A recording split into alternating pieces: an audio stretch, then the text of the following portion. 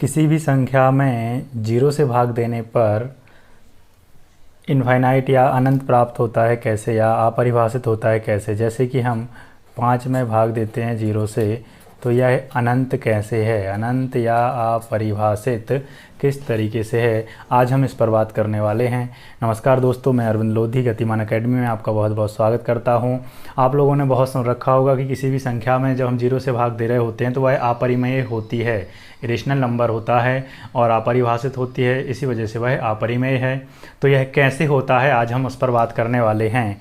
तो सबसे पहले अगर हम बात करें, जैसे कि मैं आपको एग्जाम्पल के थ्रू बताऊं कि 4 में जब हम 4 से भाग दे रहे होते हैं तो एक बार जाता है, फिर हम 4 में 2 से भाग दें तो 2 बार जाएगा। देखिए यहाँ पर ये भाजक हमने आधा किया हुआ है तो भागफल कितना हो गया, डबल। फिर जब हम 4 में 1 का भाग दें तो 4 भागफल आता है, मतलब इस वाले भाजक से ये भाजक कैसा, आधा, तो यहाँ पर भागफल कैसा हो गया, डबल। फिर जब हम 4 में आधे का भाग दें 0.5 का, क्योंकि 1 का आधा कितना है, आधा 0.5 है, तो यहाँ पर जाहिर सी बात है 8 आएगा। लेकिन ये आया कैसे या किस तरीके से आएगा उसकी अगर हम बात करें तो यहाँ पर 4 और ये पॉइंट का यहाँ पर 0 लगा लें, 5 5 8 40, इस तरीके से 8 आ गया। या फिर आप इसको लिंक करके बोल सकते हो कि इसका ये डबल हो रहा है, क्योंकि ये आधा है तो यहाँ पर डबल आएगा।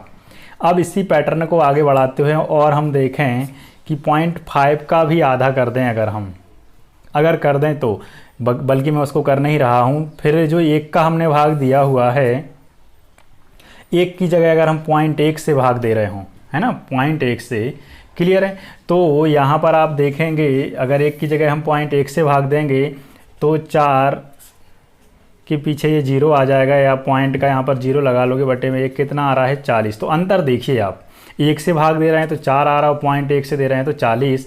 इसी तरीके को पैटर्न को और आगे बढ़ाते हुए हमने ये पॉइंट या 0.1 है ना, 0.01, क्लियर। इससे जब हम भाग दे रहे होंगे तो यहाँ पर अगर इसको सॉल्व करेंगे तो ये 2 0 आएंगे, बटे में कितना आ रहा है, 400 आ रहा है।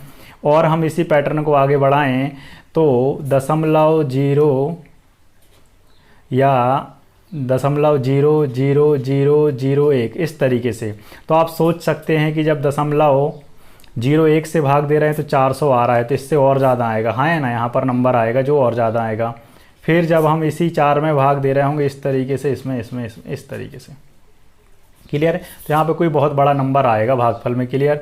और अगर जब हम कभी भी लिखते हैं 0.1, ठीक है ना, 0.1, तो इसको कितना मानेंगे, या फिर जब हम 0.9 लिख रहे होते हैं तो इसको हम लगभग में मान लेते हैं, अप्रॉक्स में कितना मान लेते हैं, 1 मान लेते हैं।